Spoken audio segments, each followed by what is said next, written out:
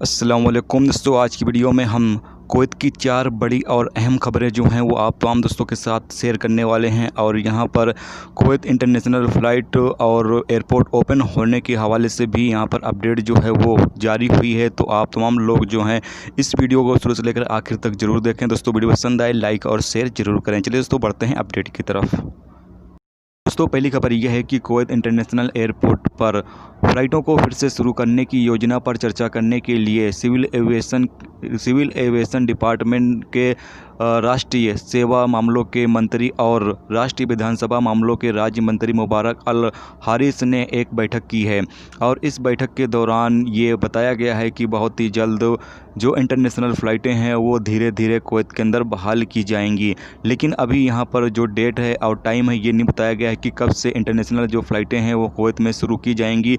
लेकिन यहाँ पर कहा यह गया है कि जो ज़िंदगी है वो धीरे धीरे कुवैत में जो है वो नॉर्मल तरीके की तरफ ले जानी चाहिए और धीरे धीरे जो सर्विसें हैं उसको यहाँ पर बहाल की जानी चाहिए। इसी के हवाले से फ़्लाइटों के हवाले से भी अपडेट है कि अब कुवैत में जो फ़्लाइटें हैं इंशाल्लाह जो इंटरनेशनल वो बहुत ही जल्द स्टार्ट हो जाएंगी।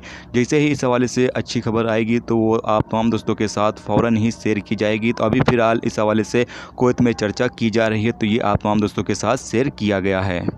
अगली खबर ये है कि कुवैत सिक्योरिटी डिपार्टमेंट ने 2 महिलाओं यानी कि औरतों समेत 4 नेपाली द्वारा चलाए जा रहे एक शराब की फैक्ट्री पर छापा मारा, जहां पर बड़ी तादाद में शराब जो है वो जब्त की गई है। सिक्योरिटी जराये ने कहा है कि यहां पर 8:30 बजे तक जो है यानी कि जिस वक्त कर्फ्यू रहता है उस दौरान यहां पर जो है वो शराब का कारोबार किया जाता है। जबकि सिक्योरिटी अधिकारियों ने अदन एरिया में यानी कि ये जो छापा मुहिम किया गया है ये अदन एरिया में ये छापा जो है वो मारा गया है। और यहाँ पर इन्फॉर्मेशन सिक्योरिटी एहलकारों को मिली थी कि यहाँ पर शराब जो है वो तैयार की जाती है। कुछ नेपाली लोग जो हैं यहाँ पर शराब तैयार करके और कुवैत के अंदर उसको बेचा करते हैं। सिक्योरिटी एहलकारों ने इन्फॉर्मेशन के मुताबिक कार्रवाई करते हुए और जब छापा मारा तो यहाँ पर 4 लोगों को गिरफ्तार किया गया है, जबकि 2 औरतों को यहाँ पर गिरफ्तार किया गया है। और ये तमाम लोग नेपाली थे और इन तमाम लोगों को गिरफ्तार करने के बाद पब्लिक प्रोसिक्यूशन के हवाले कर दिया गया है, जहाँ पर इनके खिलाफ़ जो भी कार्रवाई होगी वो की जाएगी। अगली खबर यह है कि कुवैत में क्रिमिनल इन्वेस्टिगेशन डिपार्टमेंट ने एक बांग्लादेशी संसद को गिरफ्तार किया है, जो अपने देश में काजी पापुल के नाम से जाना जाता है, जिसमें मानव तस्करी, निवास और वीज़े का व्यापार और मनी लॉन्ड्रिंग शामिल है। यानी कि ये शख्स जो है वो मनी लॉन्ड्रिंग, वीज़े का कारोबार और ये तमाम चीज़ें जो हैं वो करता था जो कि इलीगल थी।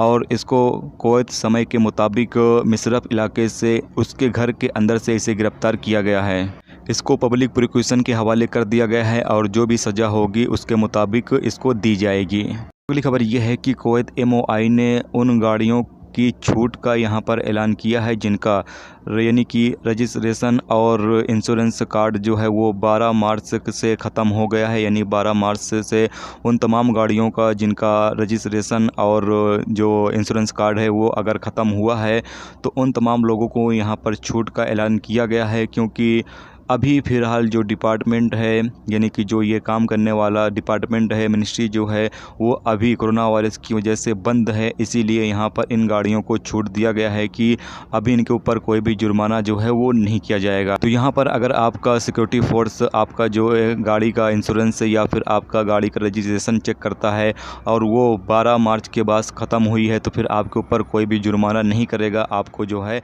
इसमें छूट दिया जाएगा।